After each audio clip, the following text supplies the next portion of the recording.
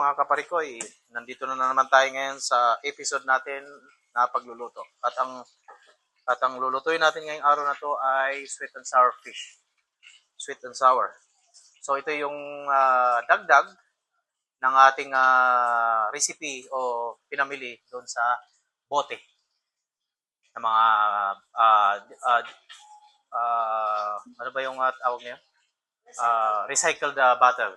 Okay. So nagdagdag na tayo ng $5 para sa isda natin. At kahit anong isda na pwede niyong bibilhin. At ito yung mga ingredients nga pala. Kailangan lang natin ng sweet chili sauce. Pinakamadali. Kung meron kayo dyan sa bahay. Sibuyas, carrots, luya. Napakadali lang. Okay. Yan yung isda natin. So yun ang magiging tanghalian natin. Okay. Hello mga kaparikoy. Dito na tayo ngayon sa ating mga ingredients. So kailangan na nating balatan. So within 10 to 15 minutes, luto na yung natin, sweet and sour. Siya nga pala, pahabol, lalagyan natin ng kunting suka yung natin pagkatapos. Para sa ganun, nandun yung lasa ng pagiging sour. Okay? Ito, babalatan na natin. Tiwain lang natin.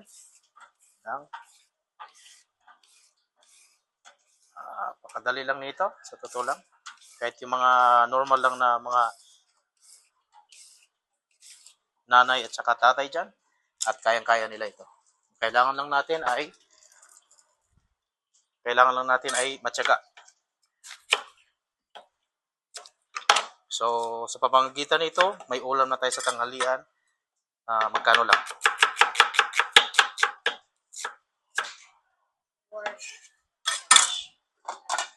Yeah. So, yung luya natin ay organic. So, baka magtaka kayo, bakit may balat pa yan? So, actually, yung balat ay pinaka-the best na yan.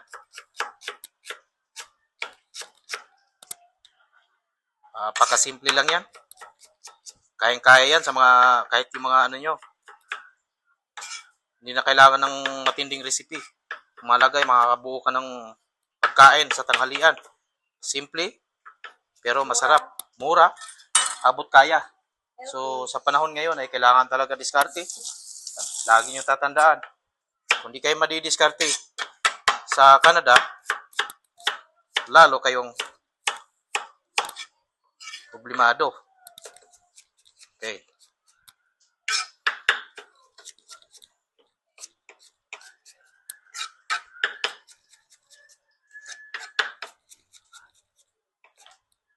Kailangan lang maraming luya. Yan ang magpapasarap dyan. Then, kayo nang bahalang maglalagay ng konting paminta. Okay? So, dadagdagan pa natin ang carrots para mas ganun ay healthy. Kailangan natin dito ay healthy pagkain, hindi yung mga wanik-anik lang. So, baka magtaka kayo, bakit ang bilis lang ng pagkatadtad? Nasa inyo yan. Kung gusto nyo pabuti ng isang oras para maghihiwa, walang problema. Oo. So, yan na yung ingredients. Gagawin na natin mamaya. Okay. So, mamaya na ulit. Okay, mga kapanyero, mga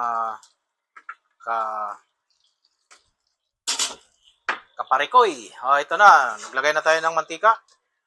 Ayan na yan. Ilalagay na natin ang mabisang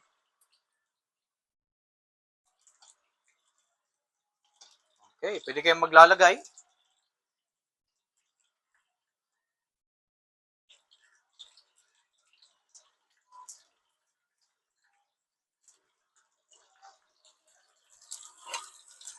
Yun na.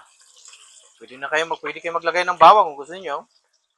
Walang problema. It's your choice. Lagay natin ang susunod. Napakadali lang yan. Napakadali lang. Masarap pa.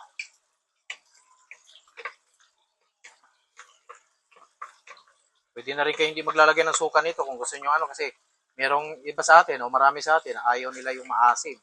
Gusto nila matamis lang. Oo. Ganon. So hayaan lang nating yung muna.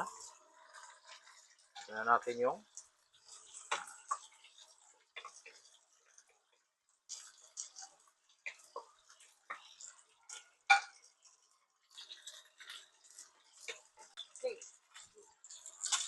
So, ito mga kumpanyero o mga kaparikoy. Lagyan natin ng paminta. Okay? Siya nga pala, huwag niyong kalimutan, lalagyan ng konting tubig. Konting tubig lang. Kaya ko itong binili ko, sweet chili sauce. Kasi hindi mo na kailangan maglalagay ng pampalapot. So, pag yan lalagay mo, maganda, masarap na kagad ang lasa. Then, lalagyan mo na ng konting suka. Konting suka. Ayun na masyadong ano. So, pwedeng hindi na kayo kailangan maglagay pa ng magic sarap o kahit ano pa kasi may lasa na to. So, lakasan mo lang yung apoy. Kaya pala, mahina yung apoy. Okay? So, titignan natin yung isda natin. Yan, ang masarap. Crispy isda na yan. Oo. Yung isda na to, nabili namin sa Costco. Magandang klaseng isda na nasa Costco. Hindi ko rin alam eh. Basta isda. Okay. Patayin mo na yan. Pakuloan natin ng konti ito. Then, salin na natin.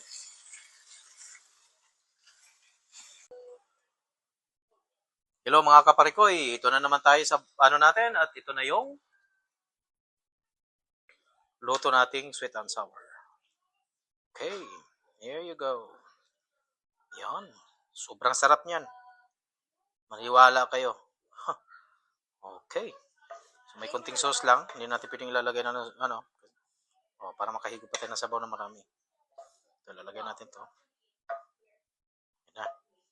So, nakatipid na tayo. Sa araw na to. Ito na yung sweet and sour fish. Okay. Tanghalian. There you go. Thank you.